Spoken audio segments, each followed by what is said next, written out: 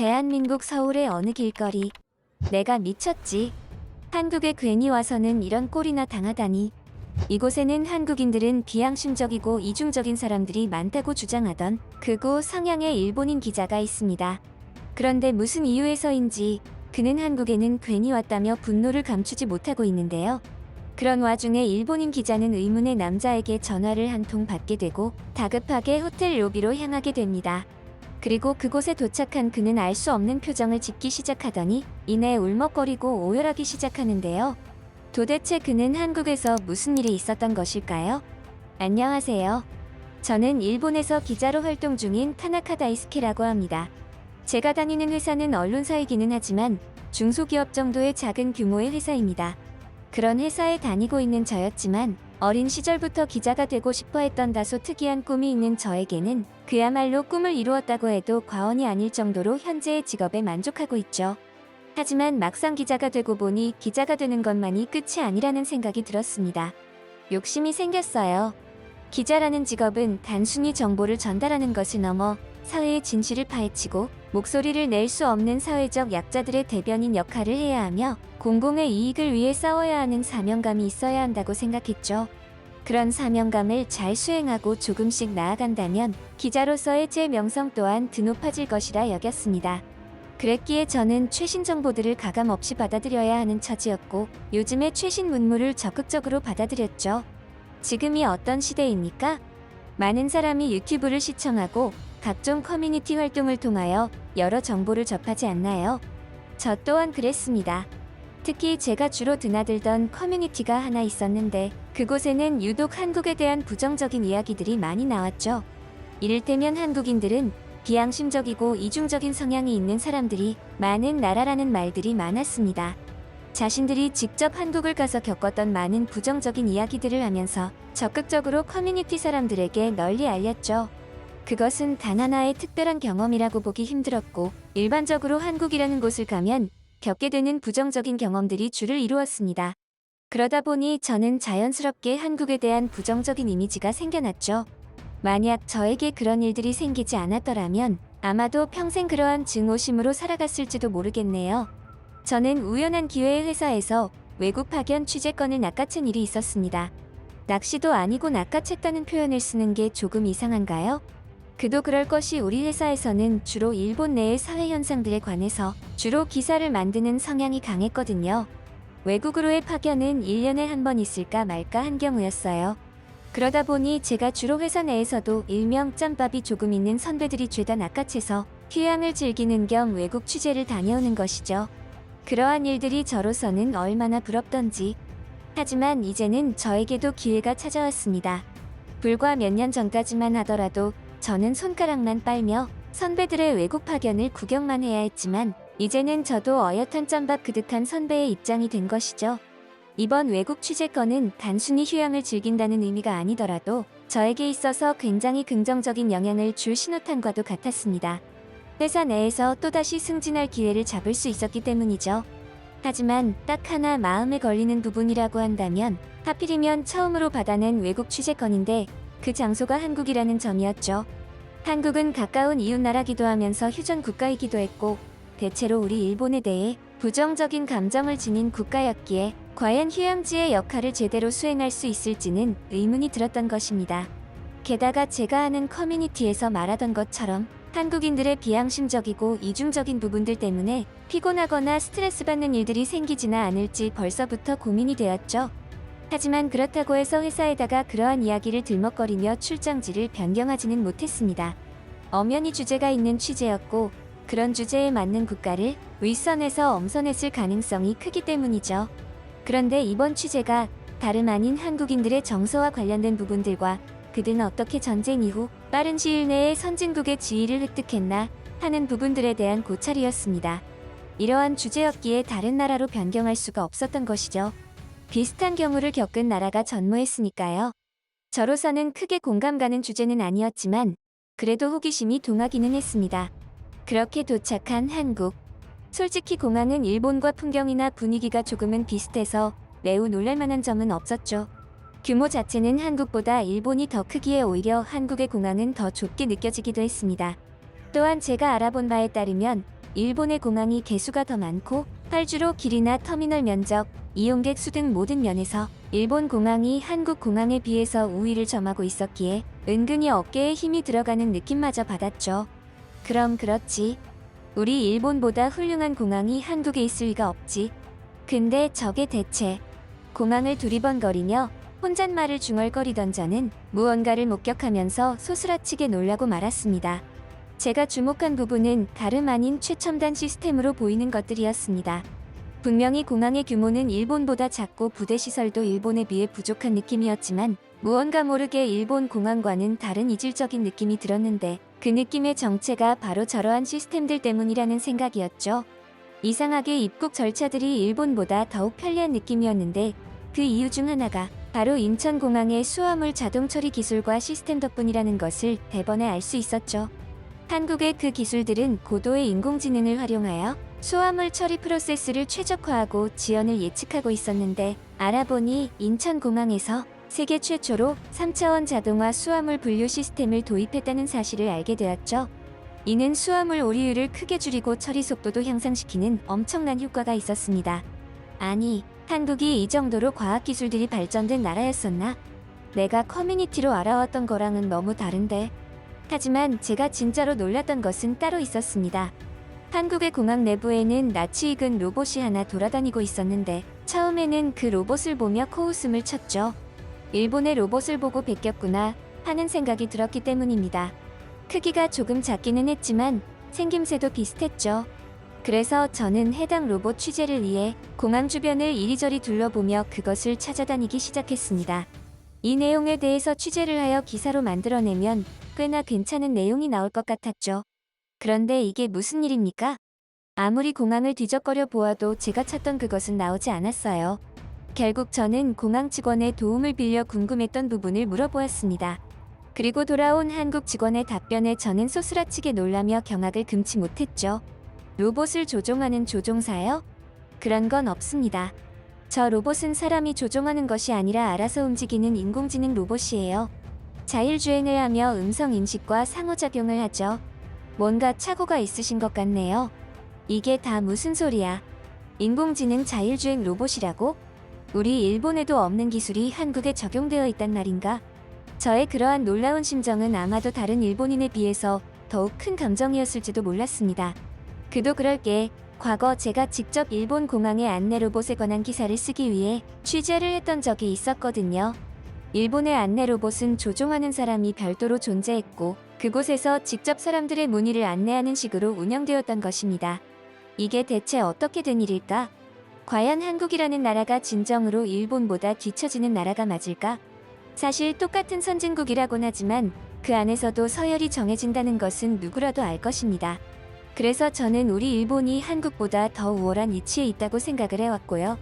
그랬기에 이러한 경험은 저에게 있어서 꽤나 충격적인 경험이 되었죠.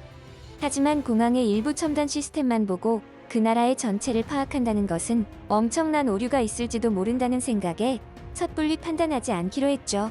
그렇다곤 해도 이 내용을 기사화할 것인가에 대해서는 조금 심각한 고민이 필요할 듯 했습니다. 중소기업 언론인 우리 회사는 이번 한국 파견에 대한 인력으로 오직 저 혼자만 보냈습니다. 과거에는 그래도 2명씩은 짝으로 보냈었는데 시간이 지날수록 회사의 인력이 부족해지는 바람에 이렇게 된 것이죠. 그래서 혼자서 모든 것들을 해내야 하는 상황이라 조금은 힘에 부치는 상황들이 많을 것 같았습니다. 그런 이유로 저는 평소보다 행동을 빠릿빠릿하게 움직였죠. 호텔에서 짐을 빠르게 푼 저는 준비해온 스케줄대로 움직이기 시작했습니다. 한국의 이곳저곳을 탐방했죠. 그런데 무언가 굉장히 이질적인 느낌이 강하게 들었습니다. 한국의 이곳저곳을 취재하기 위해 제일 먼저 은행에 들러 한국 돈 현금을 잔뜩 뽑아서 돌아다녔는데 한참을 돌아다녔음에도 아직도 현금이 잔뜩 남아있는 것을 뒤늦게 알아차린 것이죠. 그리고 이내 그 이유에 대해 깨달으며 저는 크게 동요했습니다. 일본에서는 아직도 대부분의 영업점이나 식당에서 제품이나 서비스의 대가로 현금만을 받는 경향이 높은 것이 사실입니다. 그래서 저도 모르게 본능적으로 이곳 한국에서도 그럴 것이라 생각하여 현금을 잔뜩 뽑았죠. 하지만 한국 사람들은 대부분이 크레딧 카드 한 장만을 가지고 다니며 여기저기에서 결제하는 것이었습니다. 그러다 보니 저도 거기에 동화되어 어느덧 현금이 아닌 카드로 결제하고 있었던 것이죠. 한편으로는 어느 순간부터 제가 현금을 가지고 있었나 하는 것도 잊어버린 채 말입니다. 게다가 한국은 어디를 가더라도 첨단 인터넷과 통신망을 구축하고 있어서 세계에서 가장 빠른 인터넷 속도를 자랑하며 모바일 혁신의 선두주자로 불린다는 사실을 알게 되었죠. 그래서 인터넷 접속에 대한 불만이 전혀 생기지 않았던 겁니다. 오프라인에서의 결제뿐만 아니라 온라인상에서의 다양한 스마트 서비스를 이용할 수 있다는 걸 알았을 때는 저의 미간은 좁아질 대로 좁아져서 자칫 잘못하면 양쪽의 두 눈썹이 이산가족 상봉을 할 뻔했죠. 한국에서의 생활이 이어지면 이어질수록 저는 한국의 편리한 생활 환경에 녹아드는 듯 했습니다. 한국의 도시는 매우 깔끔한 편이었고 거리에 쓰레기를 찾아보기 힘들 정도였죠. 게다가 치안이 얼마나 좋은지 한국에서 거니는 사람들의 표정이나 행동들만 보아도 대번에 느껴졌습니다. 또한 대중교통이 엄청나게 잘 발달하여 있어서 어딘가로 이동을 할 때 자차가 없어도 아주 편리하게 이동할 수 있었죠. 그렇지 않아도 일본의 차량은 운전석이 우측에 있고 차량 통행은 좌측 통행이 기본인데 한국은 이와는 정반대여서 걱정이 많았는데 이제는 오히려 자차를 타고 다니는 것이 불편해질 지경이 되었으니 말입니다. 솔직히 말하자면 한국에서의 생활을 하면 할수록 이곳에 정착해서 살아가는 것도 좋지 않을까 하는 생각마저 들었습니다.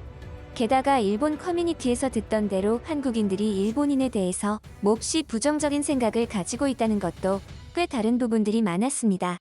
한국의 이곳저곳을 돌아다니며 제가 일본인이라는 것을 밝혔음에도 대놓고 저기를 드러내거나 해코지를 하려는 사람은 한 번도 만난 적이 없었죠. 이처럼 살기 좋고 친절한 사람들이 즐비한 한국을 왜 일본의 특정 부류들은 그토록 부정적인 시각으로 바라보는 것일까 하는 생각을 하지 않을 수 없었습니다. 제가 경험하고 있는 부분들도 어쩌면 일부분일 뿐이어서 또 다른 경험자들은 저와는 정반대의 부정적인 경험을 하는 사람도 있을지 몰랐습니다. 하지만 적어도 제가 느낀 한국은 그렇지 않았죠.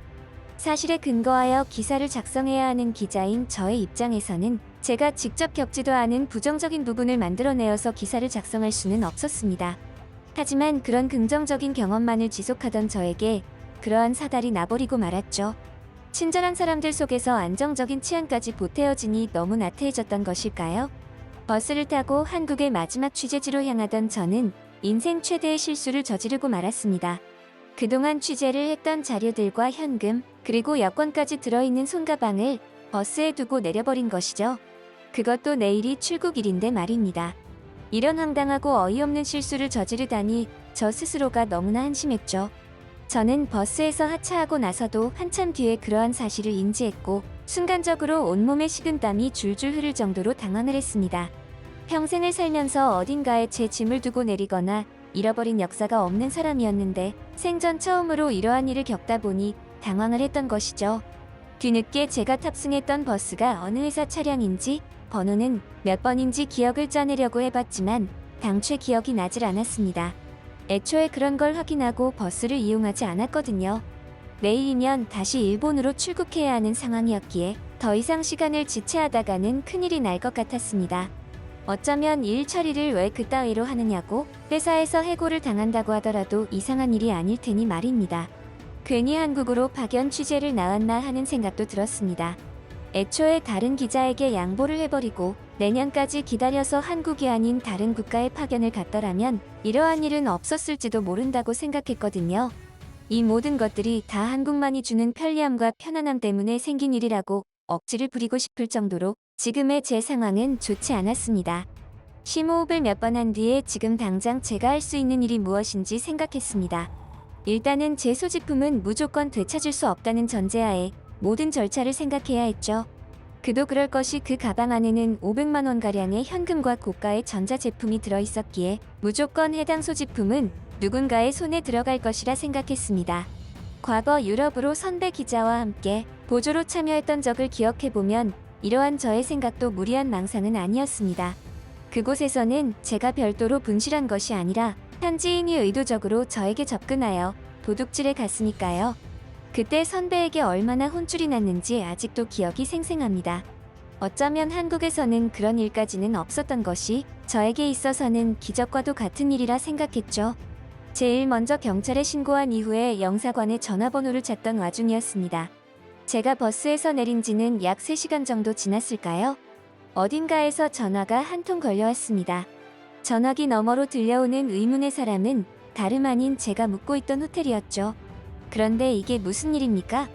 호텔 측에 의하면 경찰이 저를 찾는다고 했습니다. 저는 다급하게 호텔로 돌아가며 걱정을 했죠.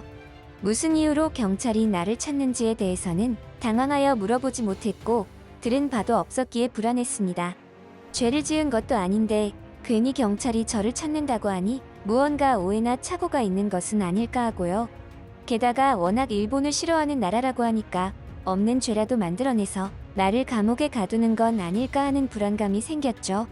하지만 호텔에 도착한 저는 볼성사납게 그 자리에서 울먹거리고 말았습니다. 다 큰 성인 남자가 많은 사람 앞에서 감정에 북받쳐서 울먹거린다는 것이 한심하다는 사람도 있겠죠. 하지만 저는 그 순간 정말이지 큰 안도와 함께 감동을 동시에 받았기 때문에 그럴 수밖에는 없었습니다. 경찰이 저를 찾았던 이유는 다름 아닌 분실했던 저의 손가방을 되찾아주기 위함이었습니다. 이게 대체 어떻게 된 일인고 하여 자세하게 정황을 들어보니 제가 탑승했던 버스 기사님이 제가 놓고 내린 손가방을 발견했고 곧바로 경찰서에 가방을 가져다주며 주인이 일본인인 것 같으니 찾아달라고 부탁을 했다고 합니다. 그리고 경찰은 제 가방에 있던 호텔 숙박카드를 발견하여 이곳까지 찾아오게 되었다고? 저는 너무나 감사한 마음에 그 자리에서 경찰분들에게 넙죽거리며 감사의 인사를 했고 가방을 신고해준 버스 기사님에게 사례하겠다고 나섰습니다. 내일이면 출국을 해야 했기에 조금은 마음이 급했죠. 이런 감사한 일에 사례를 하지 않는다면 제 양심이 허락하지 않을 것 같았기 때문입니다. 저의 그러한 간곡한 요청에 경찰분도 정 그러시면 기사분에게 연락을 취해보겠다고 했죠. 그런데 이게 무슨 일입니까? 그 기사분은 고맙지만 사례는 거절하겠다는 의사를 밝혀왔습니다. 경찰분들의 말에 따르면 그 기사분이 말하길 외국에서 온 외국인이고 관광객인데 한국 여행을 하면서 긍정적인 기억을 가지고 돌아갔으면 좋겠다고.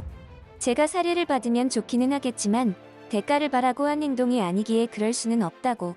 그저 제가 한국에 대한 좋은 감정을 가지고 또다시 방문을 했으면 좋겠다고요. 만약 재방문을 했을 때도 혹시나 자신에게 살해하고 싶은 마음이 있다면 찾아오라고. 그때는 삼겹살에 소주 한 잔 걸치자고 말입니다. 저는 그런 버스 기사분의 말에 도저히 울먹거리지 않을 수 없었죠. 어쩌면 저런 마음을 가지고 살아갈 수 있을까 하는 생각에 감탄이 절로 나왔습니다. 한국에 머물며 여러 취재를 했지만 좋은 기억밖에 얻은 것이 없었습니다. 그리고 이날 겪었던 일은 저에게 있어서는 평생 잊지 못할 경험이 되었죠. 그날 이후 저는 사비를 들여 다시 한번 한국을 방문했던 적이 있었습니다. 제가 한국을 재방문했던 이유는 한국에서의 생활이 너무나 즐거웠고 행복했었기에 그 기분을 다시 한번 느껴보고자 함이었고 또 다른 한편으로는 그때의 그 버스 기사님이 언급했던 말 때문이었죠. 그리고 저는 버스 기사님을 드디어 만날 수 있었고 한국식 삼겹살과 소주를 한 잔 곁들이며 아주 즐겁고 소중한 시간을 보냈습니다. 덕분에 한국에 대해서 더욱 많은 것들을 알게 되었고요. 물론 저는 한국을 처음으로 방문했던 그날 이후로 한국어를 열심히 공부하여 어느 정도 소통이 가능한 수준까지 도달했기에 기사님과의 대화에는 한치의 어색함도 없었죠. 그동안 제가 많은 오해를 하고 있었던 한국. 미안하고 고맙습니다.